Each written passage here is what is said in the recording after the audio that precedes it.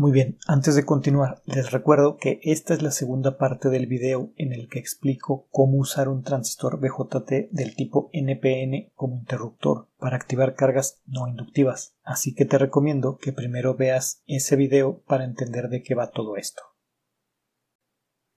Ok, este es el elemento con el que vamos a trabajar, una lámpara LED USB, de esas que venden en todos lados. Muy bien, aquí están los datos que vamos a usar. Algunos de ellos los obtuve del datasheet del transistor y otros los medí directamente. Por cuestiones de tiempo esto lo hice fuera de cámara. Por un lado tenemos los datos de la carga.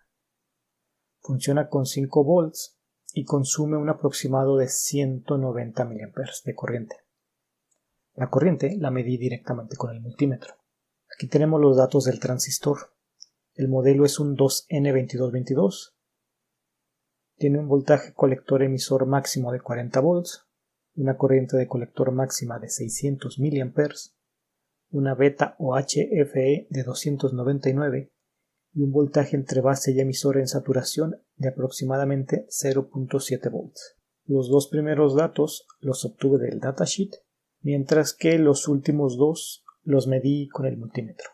Por último, tenemos los datos de control. La conmutación será manual, es decir, yo mismo voy a cambiar entre corte y saturación mediante un cable. Y para facilitar el montaje voy a usar el VCC como voltaje de control. Muy bien, ahora vamos a pasar a las matemáticas. Antes que nada, no se preocupen por esto que dice IB normal. Eso se los voy a explicar más adelante. Aquí tenemos nuestra primera ecuación. Corriente de colector igual a corriente de base por beta o beta por corriente de base. Es lo mismo. Esta ecuación solo se debería usar en la región activa o lineal, cuando el transistor trabaja como amplificador, porque en esa región el comportamiento del transistor es casi lineal. Pero en la región de saturación eso ya no se cumple, por eso no deberemos usarla. La alternativa sería emplear otra que incluye exponenciales y temperaturas en grados Kelvin, pero eso es más engorroso. Por eso todo el mundo usa esta ecuación, aunque estén trabajando en saturación. No es del todo exacta en esta región, pero nos da una buena aproximación. Aclarado todo esto, vamos a comenzar. De estos tres valores, ya conocemos estos dos, la corriente de colector y la beta. Por lo tanto, despejamos para conocer la corriente de base. Sustituimos los valores, estos .190 amperes son lo mismo que 190 miliamperes. Y obtenemos que nuestra corriente de base tiene un valor de 635 microamperes, ya redondeados. Ahora necesitamos calcular el voltaje en la resistencia de base y el valor de la propia resistencia de base. Ya habíamos dicho que usaríamos el voltaje de VCC como voltaje de control. Por lo tanto, ya conocemos estos dos valores, el VCC y el voltaje entre base y emisor. Entonces despejamos para calcular el voltaje que cae en la resistencia de base. Sustituimos valores y obtenemos un resultado de 4.3 volts. Ahora, la corriente de base se produce dividiendo el voltaje que acabamos de calcular entre el valor de la resistencia de base. Este valor y pues ya los conocemos. Por lo tanto, despejamos para calcular el valor de la resistencia de base. Sustituimos valores, esto de aquí abajo, esto es lo mismo que 635 microamperes, y obtenemos un resultado de 6.71 kiloohms aproximadamente. Observa. Este voltaje aplicado sobre esta resistencia genera esta corriente, la cual a su vez genera esta otra de aquí. Muy bien, aquí están los valores que medimos y calculamos. Son estos. Estos valores son los que deseamos que aparezcan tanto en la simulación como en el protoboard. Me voy a centrar en la región de saturación porque a mí me interesa saber si mi carga se activa correctamente. Mientras que en corte, al no haber corriente, no se activa la carga y por eso no pasa nada interesante. Dicho eso, vamos a la simulación. Aquí estamos. Este es el programa que voy a utilizar. Se llama Livewire. Es un programa bastante intuitivo y fácil de usar. Existen programas más profesionales, pero para nuestra práctica con este es más que suficiente. Aquí está nuestro circuito. Tenemos un transistor BJT modelo 2N2222A. Esta es nuestra resistencia de base con el valor que habíamos calculado, el 6.771 kiloohms. Con este interruptor de aquí voy a cambiar entre corte y saturación. Aquí arriba está nuestro VCC de 5 volts y este es el GND. Y aquí está la carga. Todos estos elementos en serie y paralelo van a trabajar como uno solo. Así es precisamente como están conectados en la PCB de la lámpara. Las resistencias son del mismo valor que las que tiene la PCB y los LEDs consumen más o menos el mismo voltaje. Todo esto con el fin de que los valores que obtengamos sean los más parecidos a la realidad. Estos voltímetros que están aquí, este y estos dos de aquí, los dejé fijos para ver los cambios de voltaje cuando pasemos de un estado a otro. Y la corriente la voy a medir colocando el puntero del mouse en el nodo que sea de mi interés. Muy bien, le damos clic en play y nos cambiamos al modo de current flow para tener una mejor visualización de la corriente. Miren, estamos en corte y como era de esperar, no hay corriente de base, aquí dice 0 amperes, tampoco hay corriente de colector, dice 0 amperes también. El voltaje entre base y emisor es de 0 porque la base del transistor, que es esta, está conectada a 0 volts o a GND, esta línea la conecta. El voltaje entre base y colector es el inverso del voltaje entre colector y emisor.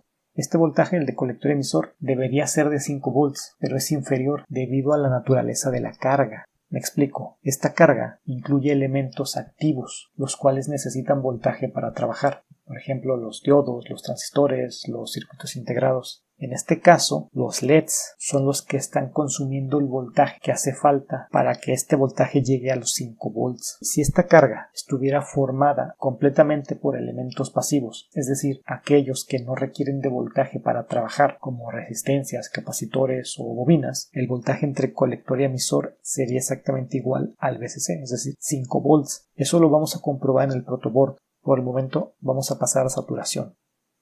Bien, ahí estamos en saturación. Primero hay que medir las corrientes. Observen, en corriente de base tenemos 622.70 microamperes. En corriente de colector tenemos 108.68 miliamperes. Ok, ahora hay que revisar los voltajes. En la carga tenemos 4.04 volts. Entre colector y emisor tenemos 957.36 milivolts, casi 1 volt. Entre base y emisor tenemos 778.18 milivolts, que es muy cercano a los 0.7 volts que yo había calculado. Entre base y colector tenemos menos 179.19 milivolts y finalmente el voltaje en la resistencia de base es de 4.22 volts. Muy bien, ahora vamos a ver qué obtenemos en el protoboard. Ok, ya estamos con el protoboard. Primero, no hagan caso a estas resistencias que están aquí, estas tres. Esas son para otra cosa. Y de este lado tampoco le hagan caso a este circuito. Este va a ser para otro video. Solo concéntrense en esta zona, que es con el que vamos a trabajar. Esta es la resistencia de base que calculamos. Aquí está el transistor. Como pueden ver, es un 2N2222A. En el transistor de izquierda a derecha tenemos emisor, base y colector. Esta es la carga. Es el PCB que tienen por dentro estas lámparas. Yo simplemente le saqué la PCB y le soldé un par de pines.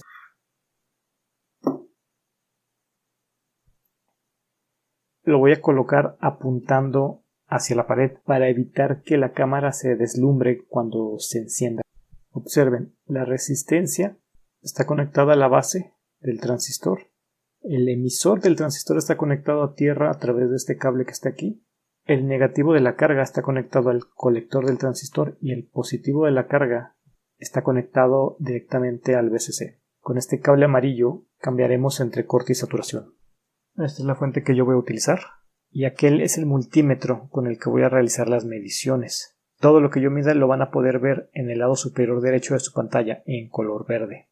Primero vamos a verificar el valor de la resistencia de base y el voltaje que está entregando la fuente.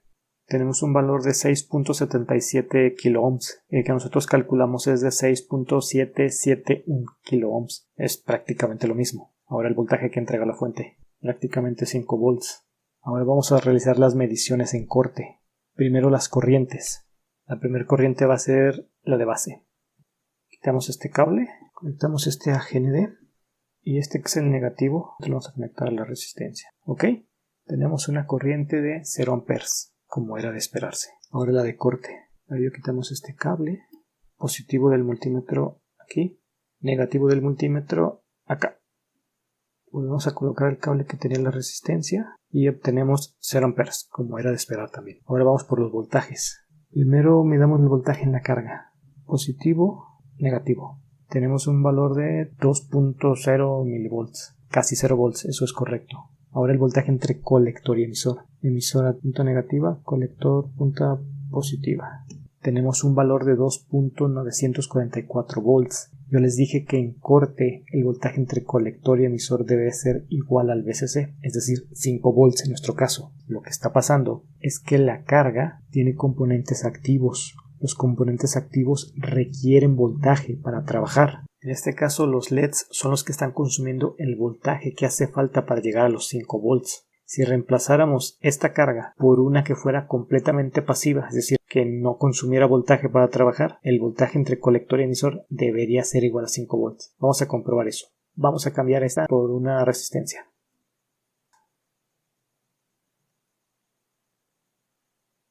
Y ahora el voltaje que cae entre colector y emisor es igual a 5 volts, o el VCC en este caso. La teoría se cumple. Entonces, si les pasa esto, ténganlo en cuenta qué tipo de carga están utilizando. No es que hayan conectado algo mal, es que su carga está consumiendo el voltaje. Muy bien, vamos a regresarlo como estaba. Ahora vamos a medir el voltaje entre base y emisor. Tenemos un voltaje de 0 volts, como debe de ser. Ahora el voltaje entre base y colector.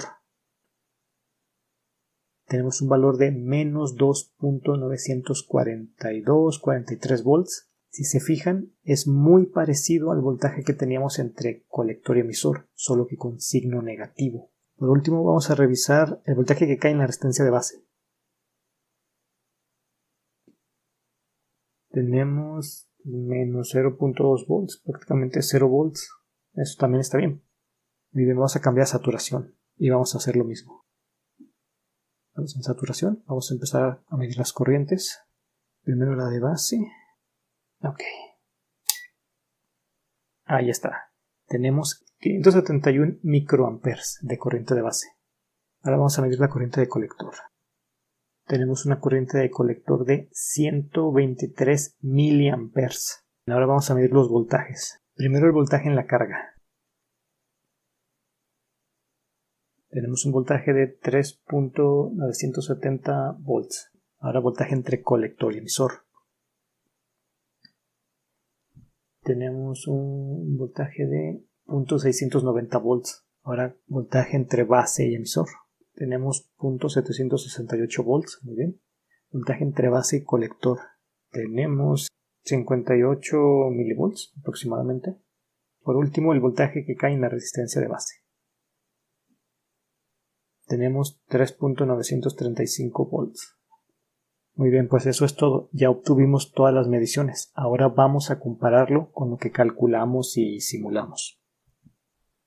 Ya estamos aquí. Como puedes apreciar, tanto en la simulación como en el protoboard, obtuvimos mediciones bastante diferentes a las que calculamos. Como puedes ver, la corriente de colector que necesitábamos no se alcanzó en ningún caso, pero quiero que pongas especial atención en estos 3 voltajes. Olvídate de todo lo demás.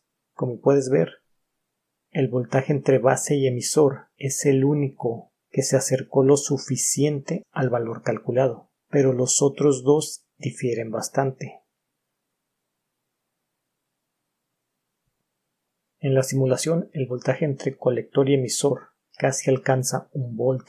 En el protoboard casi llega a los 0.7 volts, mientras que el valor calculado es de 0 volts. Por otra parte, en la simulación, el voltaje entre base y colector alcanzó un valor negativo, menos 0.179 volts, mientras que en el protoboard casi llega a 0, con un valor de 0.058 volts, a diferencia de los 0.7 volts que calculamos. Todas estas diferencias con respecto a lo calculado nos indican algo muy interesante. Nuestro transistor está trabajando en la región activa o lineal, como si fuera un amplificador, es decir, el transistor no está bien saturado. Esto se debe esencialmente a que la corriente de base que calculamos es la mínima necesaria para saturar el transistor, pero ese valor calculado se encuentra básicamente en la frontera entre la región activa y la región de saturación.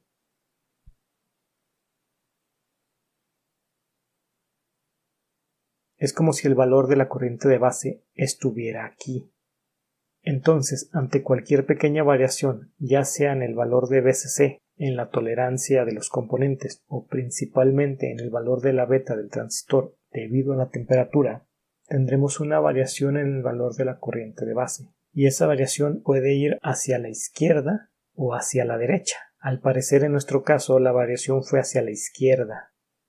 Por eso nuestro transistor está trabajando en la región activa o lineal. Entonces debemos asegurarnos que la corriente de base se encuentre más o menos aquí, para que a pesar de las pequeñas variaciones que pudiera haber, ya sea hacia la izquierda o hacia la derecha, nuestro transistor aún esté trabajando dentro de la región de saturación.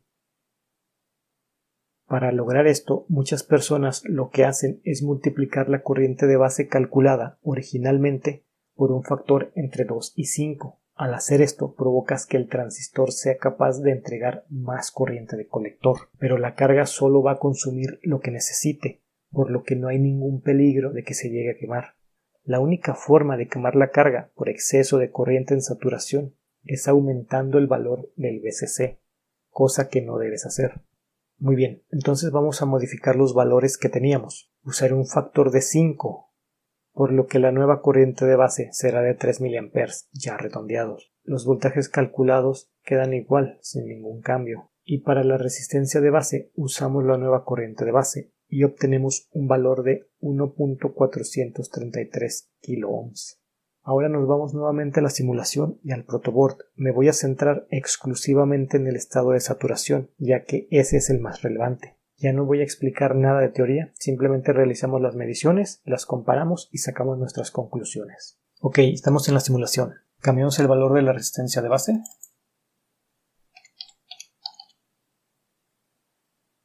Le damos play. Cambiamos al modo de current flow. Hacemos un poco más grande esto y cambiamos a saturación. Y comenzamos con las mediciones.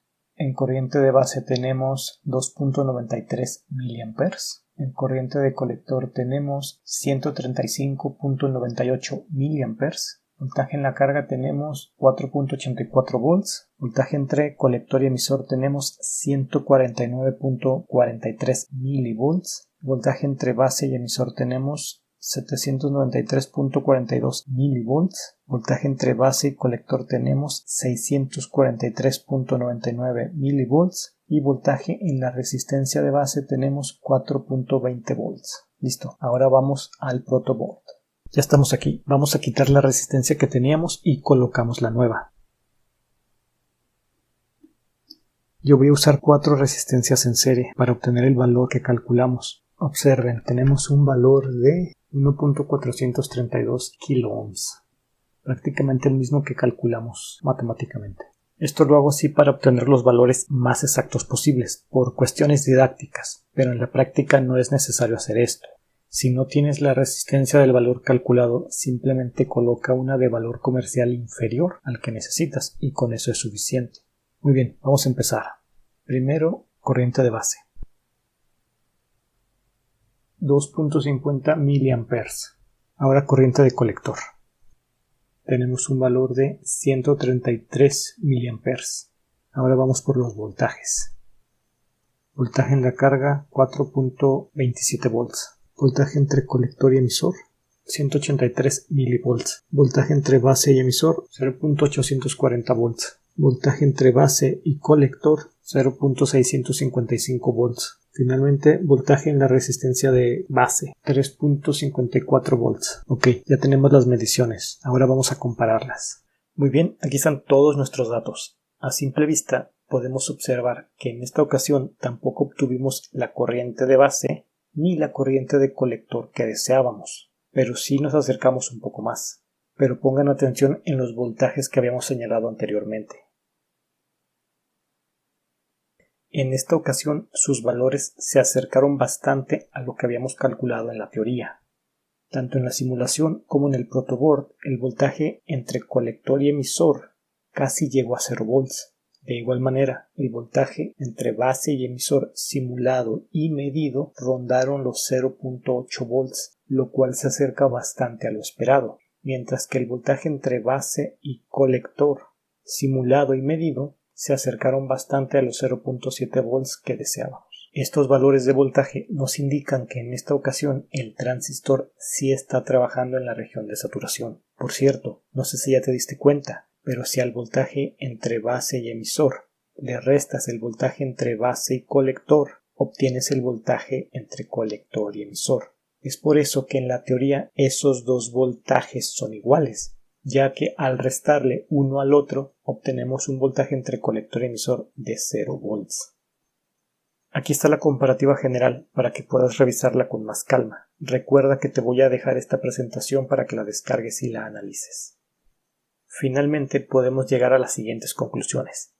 En la práctica, la corriente de saturación o de colector que circula por la carga nunca alcanza el valor deseado, pero sí se puede acercar bastante. En la práctica, el voltaje en la carga nunca es igual al VCC debido a las pérdidas de voltaje en las uniones del transistor y demás componentes. Esta es una de las razones por la que no se alcanza la corriente de colector deseada, porque tu carga no se está alimentando con todo el voltaje que necesita. Podrías intentar aumentar un poco el valor del VCC para compensar las pérdidas de voltaje y así aumentar un poco la corriente de colector en saturación, pero usualmente no puedes modificar el valor del VCC a tu antojo. Además, si hay un cambio brusco de temperatura, la beta de tu transistor puede modificar aún más la cantidad de corriente que circula por la carga, lo cual te puede traer problemas. Por eso no se recomienda hacer este procedimiento. Recuerda, en un transistor bien saturado nunca se debe trabajar en la región activa o lineal, por lo que se debe cumplir lo siguiente. El voltaje entre colector y emisor debe ser menor o igual a 0.2 volts. El voltaje entre base y emisor debe estar entre 0.7 y 0.8 volts. Y el voltaje entre base y colector debe estar entre 0.6 y 0.7 volts. Pero debes tener en cuenta algo. Si tu transistor está trabajando cerca de su límite máximo, puede que estos valores ya no se cumplan. Por ejemplo, si tu transistor te puede entregar máximo 1 ampere de corriente de colector y tú le exiges 900 o 950 mA, el valor del voltaje entre colector y emisor fácilmente puede alcanzar 1 volt y eso sería completamente normal. De igual forma, los otros dos voltajes también cambiarían sus valores drásticamente. Pero mientras trabajes sin llegar al límite máximo, estos 3 voltajes deberían estar dentro de los límites que aparecen aquí. Finalmente, para asegurar la saturación del transistor, podemos multiplicar la corriente de base, calculada originalmente, por un factor que se encuentre entre 2 y 5, y con esta nueva corriente de base calculamos la resistencia de base. Un factor de multiplicación mayor a 5, como puede ser 10, 15 o 20, ya no tiene mucho sentido, porque ya no vamos a ganar más corriente de colector. Al contrario, si metemos demasiada corriente de base, el transistor puede empezar a comportarse de manera extraña, además de que estaríamos disipando demasiada potencia por la base. Por otro lado, toma en cuenta que no todos los dispositivos de control pueden entregar grandes cantidades de corriente para manejar la base del transistor. Por ejemplo, un Arduino Uno solo te puede entregar un máximo de 40 mA en sus salidas digitales. Por eso siempre debes tomar en cuenta las características eléctricas de tu dispositivo de control. Muy bien, con esto cerramos el tema del video. Muchas gracias por tu atención. Te pido una disculpa por la mala edición, aún estoy aprendiendo. Si te quedaste con alguna duda o no entendiste alguna parte de este tema, por favor, dímelo en los comentarios y trataré de ayudarte lo antes posible. Si gustas puedes dar like, compartir el video y suscribirte. Recuerda que en la descripción te dejo el link a todo el material de referencia que utilicé. Te deseo un excelente día. Adiós.